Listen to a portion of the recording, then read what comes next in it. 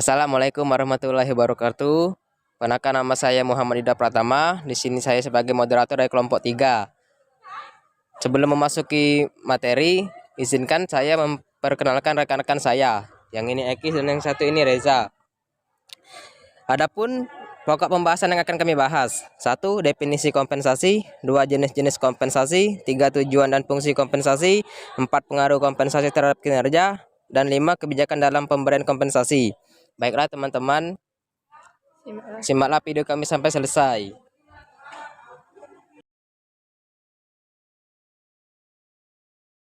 Assalamualaikum warahmatullahi wabarakatuh. Saya di sini akan menjelaskan tentang definisi kompensasi. Ada beberapa definisi kompensasi dari beberapa ahli adalah sebagai berikut. 1. Menurut Singo di Mejo tahun 2000, kompensasi adalah semua balas jasa yang diterima seorang karyawan dari perusahaan sebagai akibat dari jasa atau tenaga yang telah diberikan pada perusahaan tersebut. B. Wetzal Rifai tahun 2006, kompensasi adalah merupakan suatu yang diterima karyawan sebagai pengganti kontribusi jasa mereka pada perusahaan. Pemberian kompensasi merupakan salah satu pelaksanaan fungsi MSDM yang berfungsi dengan semua jenis penghargaan individu sebagai pertukaran dalam melakukan tugas dan organisasi. C. Menurut Menkuan Negara tahun 2009, kompensasi merupakan suatu yang dipertimbangkan sebagai suatu yang sebanding. D. Melayu SPD Hasibuan tahun 2011, kompensasi adalah semua pendapatan yang berbentuk uang, barang langsung atau tidak langsung yang diterima karyawan sebagai imbalan atas jasa yang diberikan kepada perusahaan. Dari beberapa definisi menurut para ahli dapat disimpulkan bahwa kompensasi adalah semua pendapatan yang diterima karyawan, bentuk uang, barang langsung maupun barang tidak langsung, yang diterima karyawan sebagai imbalan dari kontribusi pada perusahaan. Karyawan memberikan kompensasi dalam bentuk-bentuk non-moneter. Beberapa terminologi dalam kompensasi ada 4 bagian, yaitu upah atau gaji, biasanya berhubungan dengan tarif gaji per jam. Semakin lama kerjanya, semakin besar bayarannya. B. Insentif, merupakan tambahan gaji di atas atau di luar gaji atau upah yang diberikan oleh organisasi. C. Tunjangan, contoh tunjangan sebagai asuransi kesehatan, asuransi jiwa, liburan yang ditanggung perusahaan, program pensiun, dan tunjangan lainnya yang berhubungan dengan karyawan. D. Fasilitas adalah kenikmatan atau fasilitas seperti mobil perusahaan, keanggotaan klub, tempat parkir khusus. Sekian penjelasan dari Reza. Wassalamualaikum warahmatullahi wabarakatuh.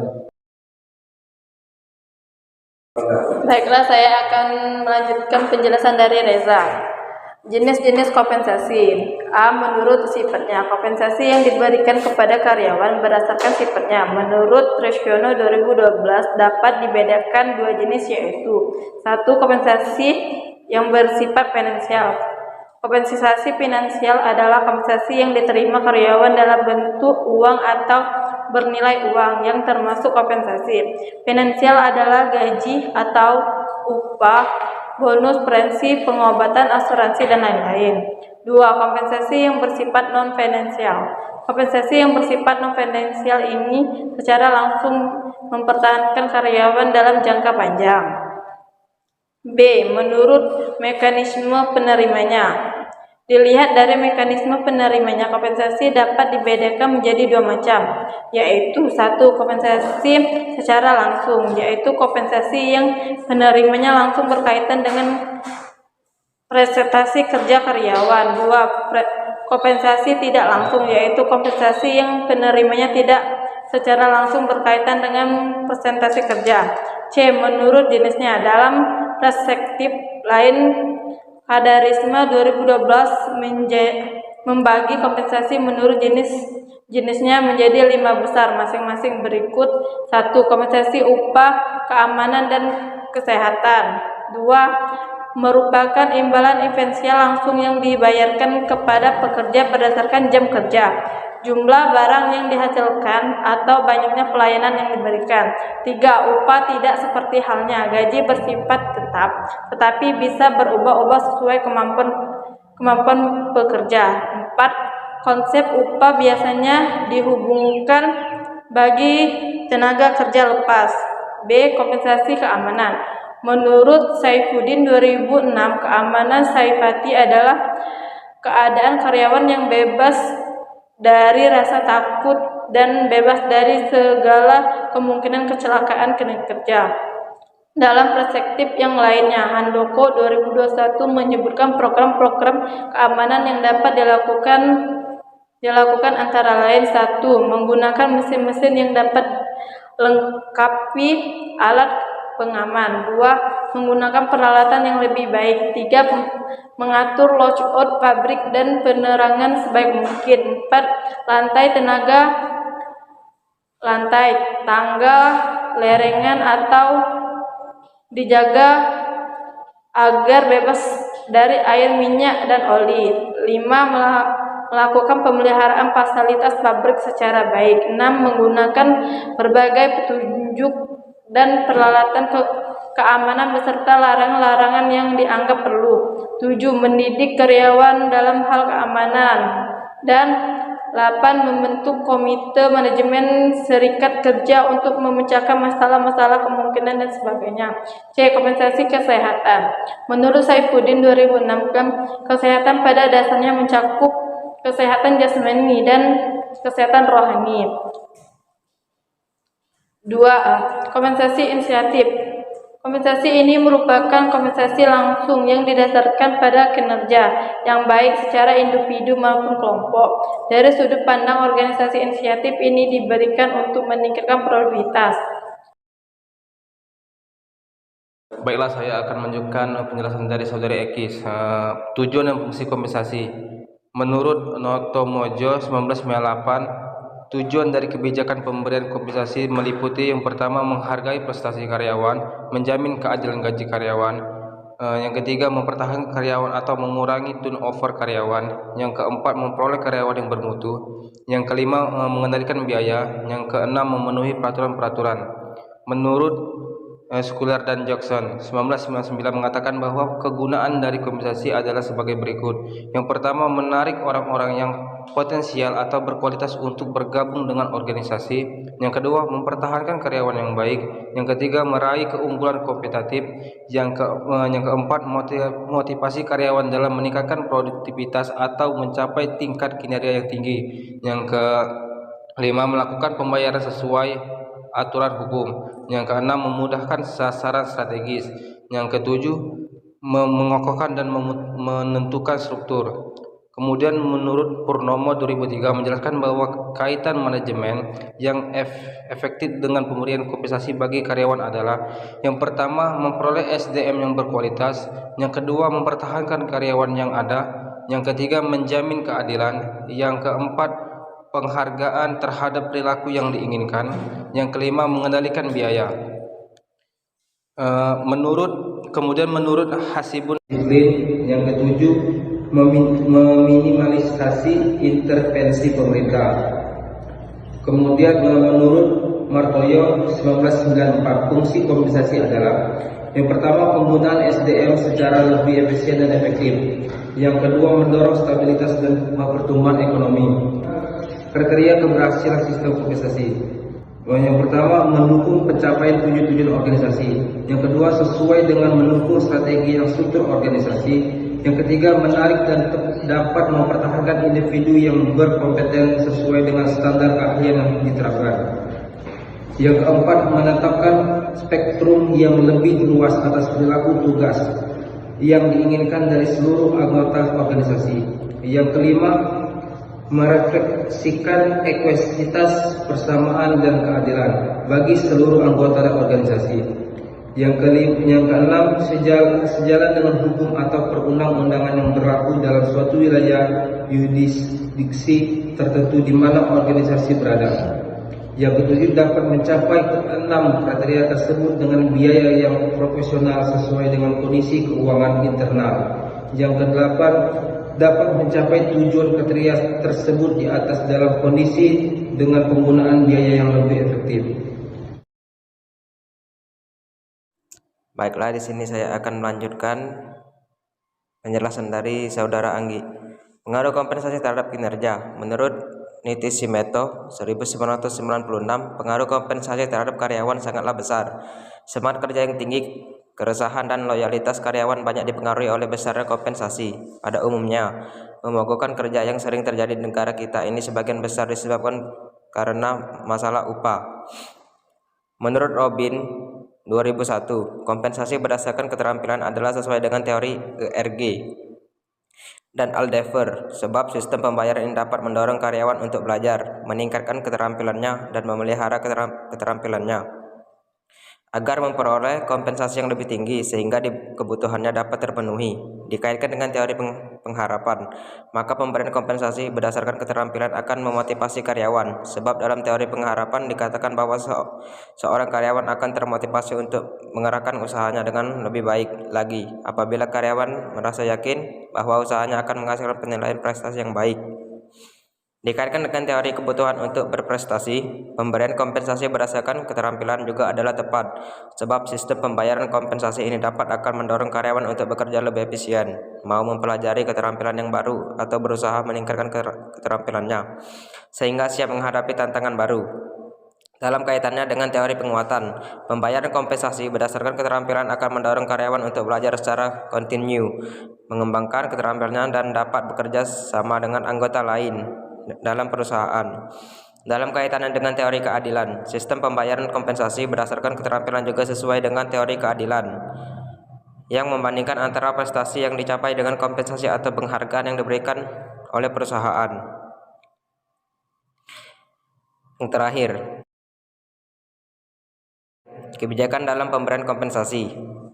Menurut Deseler 1998 dalam bukunya Sumber Daya Manusia mengatakan bahwa untuk menentukan skala gaji atau upah ada beberapa faktor yang mempengaruhi, diantaranya A. Faktor hukum. Dalam faktor ini, berdasarkan gaji atau upah yang harus dibayar diatur dalam undang-undang yang meliputi segi upah minimum, tarif lembur, dan tunjangan. B. Faktor serikat buruh. Serikat dan undang-undang hubungan tenaga kerja mempengaruhi hubungan bagaimana perencanaan pembayaran, yaitu adanya tawar-menawar antara serikat buruh dengan memperkerjakan. C. Faktor kebijakan, yaitu pemberian kompensasi mempengaruhi upah yang dibayar.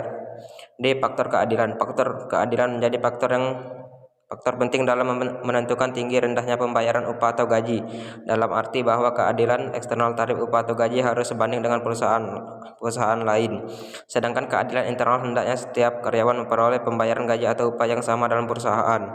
Proses menetapkan tarif upah dalam menjamin keadilan eksternal dan internal menempuh 5 langkah. Yang pertama, lakukanlah sebuah survei gaji tentang beberapa pembayaran dalam perusahaan lain untuk pekerjaan sebanding. Yang kedua, tentukanlah nilai dari masing-masing pekerjaan dalam perusahaan melalui evaluasi jabatan. Yang ketiga, kelompokkan pekerjaan-pekerjaan serupa ke dalam tingkat upah. Yang keempat, tetapkan harga masing-masing tingkat pembayaran dengan menggunakan kurva upah. Dan yang terakhir, tentukan dengan tarif upah. Menurut Plipo 1987 dalam bukunya Principle of Personal Management mengemukakan prinsip-prinsip penggajian yang harus diperhatikan, antara lain dalam menentukan formula penggajian harus memperhitungkan tingkat inflasi, tanggung jawab pekerjaan, kebutuhan aktualisasi.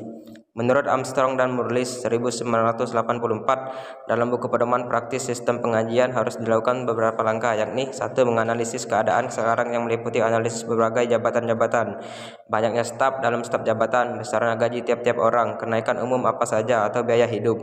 2. Merumuskan kebijakan penggajian, yaitu Kebijakan pengajian ditetapkan oleh level yang bertanggung jawab dalam penentuan kebijakan. 3. Menilai pekerjaan, yaitu dengan menggunakan teknik-teknik penilaian pekerjaan dari berbagai aspek. 4. Merencanakan struktur gaji, yaitu struktur gaji harus mencerminkan hubungan pekerjaan dengan cara yang logis dan menggunakan survei gaji dan informasi lain untuk mengembangkan struktur gaji. 5. Mengembangkan prosedur sistem pengajian untuk penjamin kebijakan dan anggaran dilaksanakan dalam anggaran kenaikan gaji dihubungkan dengan prestasi. Struktur gaji tetap adil ke dalam dan saing keluar. 6. Merencanakan seluruh aspek balas jasa, yaitu meliputi pelaksanaan pengadministrasian gaji pokok dan unsur-unsur tunjangan, lembur, bonus, dan pembagian laba. 7. Mengevaluasi seluruh langkah-langkah tersebut di atas. Baiklah, sekian penjelasan dari kelompok kami. Jika ada salah kami mohon maaf. Kepada Allah kami mohon ampun. Kami akhiri. Wabillahi taufiq wal hidayah. Wassalamualaikum warahmatullahi wabarakatuh.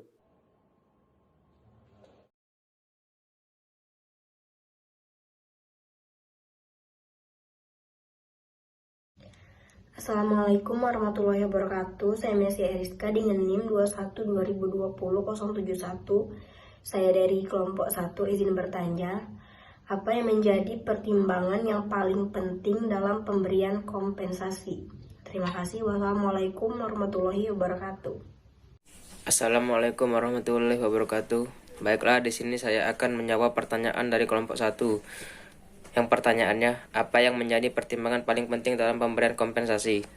Kapasitas perusahaan diartikan sebagai kemampuan perusahaan secara finansial untuk memberikan gaji atau kompensasi. Hal ini sebaiknya jadi pertimbangan utama agar perusahaan tetap memiliki kondisi finansial yang stabil dan menghindari inefisiensi keuangan. Baiklah, sekian, terima kasih. Assalamualaikum warahmatullahi wabarakatuh. Perkenalkan, nama saya Vivi Rahmayanti Azmir dengan NIM 21/2020-165. Saya di sini sebagai perwakilan dari kelompok 2, izin bertanya kepada kelompok 3, yaitu pertanyaannya, apa pengaruhnya pemberian kompensasi terhadap peningkatan kinerja karyawan? Terima kasih. Wassalamualaikum warahmatullahi wabarakatuh. Assalamualaikum warahmatullahi wabarakatuh. Di sini saya akan menjawab pertanyaan dari perwakilan kelompok 2. Apa pengaruh pemberian kompensasi terhadap peningkatan kinerja karyawan? Kompensasi yang berupa gaji, insentif, bonus, tunjangan pekerjaan, dan lingkungan pekerjaan adalah faktor penting untuk mempengaruhi peningkatan suatu kinerja karyawan. Semakin besar kompensasi yang diberikan perusahaan kepada karyawannya, maka akan semakin tinggi usaha para karyawan untuk meningkatkan kinerjanya. Terima kasih. Assalamualaikum warahmatullahi wabarakatuh. Perkenalkan, nama saya Nurul Hasanah dengan NIM 21/2020-149. Saya perwakilan dari kelompok 4, izin bertanya ke kelompok 3. Pertanyaannya adalah, jelaskan apa yang dimaksud dengan definisi kompensasi. Terima kasih. Assalamualaikum warahmatullahi wabarakatuh. Baiklah, di sini saya akan menjawab pertanyaan dari kelompok 4. Yang pertanyaannya, jelaskan definisi kompensasi yang sering disebut sebagai kompensasi. Kompensasi sering disebut sebagai penghargaan dan dapat didefinisikan sebagai setiap bentuk penghargaan yang diberikan kepada karyawan sebagai balas jasa atau kontribusi yang mereka berikan kepada organisasi. Terima kasih. Assalamualaikum warahmatullahi wabarakatuh. Perkenalkan, saya Fitria Nur Kamaria, perwakilan dari kelompok 5, ingin bertanya kepada kelompok 3. Pertanyaannya adalah, berikan contoh mengenai karyawan yang menerima kompensasi dalam bentuk-bentuk non-moneter. Terima kasih. Wassalamualaikum warahmatullahi wabarakatuh. Assalamualaikum warahmatullahi wabarakatuh. Baiklah, saya ingin menjawab pertanyaan dari kelompok 5. Upah gaji biasanya berhubungan dengan tarif gaji per jam. Semakin lama kerjanya, semakin besar bayarannya. B. Inisiatif merupakan tambahan-tambahan gaji di atas atau di luar gaji atau upah yang diberikan oleh organisasi. C. Tunjangan seperti asuransi kesehatan, asuransi jiwa, liburan-liburan yang ditanggung perusahaan. D. Fasilitas seperti mobil, perusahaan, keanggotaan klub, tempat parkir khusus. Sekian jawaban dari kelompok 3, semoga bermanfaat. Saya akhiri. Assalamualaikum warahmatullahi wabarakatuh. Assalamualaikum warahmatullahi wabarakatuh. Nama saya Muhammad Dafa Al-Batir dengan NIM 2120202119. Baiklah, saya perwakilan dari kelompok 6 ingin bertanya kepada kelompok 3. Bagaimanakah tujuan dan fungsi kompensasi? Terima kasih. Assalamualaikum warahmatullahi wabarakatuh. Baiklah, di sini saya akan menjawab pertanyaan dari kelompok 6. Yang pertanyaannya, bagaimanakah tujuan dan fungsi kompensasi? Pada hakikatnya, tujuan utama pemberian kompensasi itu agar tercipta rasa keadilan. Oleh karena itu, pemberian kompensasi tidak asal ada saja, tetapi benar-benar diperhitungkan dengan cermat agar tidak mengurangi rasa keadilan bagi karyawan yang bekerja di organisasi tersebut. Sekian, terima kasih. Assalamualaikum warahmatullahi wabarakatuh. Saya Karin Dwi Arista, NIM 2120202114, perwakilan dari kelompok 7, izin bertanya pada kelompok 3. Pertanyaan saya, sebutkan dan jelaskan manajemen yang efektif dengan pemberian kompensasi bagi karyawannya. Terima kasih. Wassalamualaikum warahmatullahi wabarakatuh. Assalamualaikum warahmatullahi wabarakatuh. Baiklah, saya ingin menjawab pertanyaan dari kelompok 7. Pertanyaannya yaitu, manajemen yang efektif dengan pemberian kompensasi bagi karyawan yaitu A. Memperoleh SDM yang berkualitas.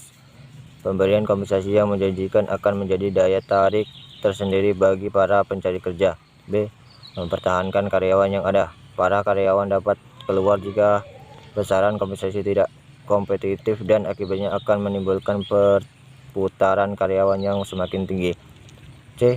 Menjamin keadilan.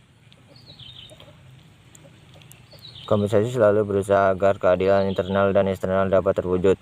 D. Penghargaan terhadap perilaku yang diinginkan. Pembayaran hendaknya memperkuat perilaku yang diinginkan dan bertindak sebagai inisiatif dan perbaikan perilaku di masa yang akan mendatang. E. Mengendalikan biaya. Kompensasi yang rasional akan membantu organisasi dalam memperoleh dan mempertahankan para karyawan dengan biaya yang beralas. Sekian penjelasan dari kelompok 3, semoga bermanfaat. Saya akhiri. Assalamualaikum warahmatullahi wabarakatuh.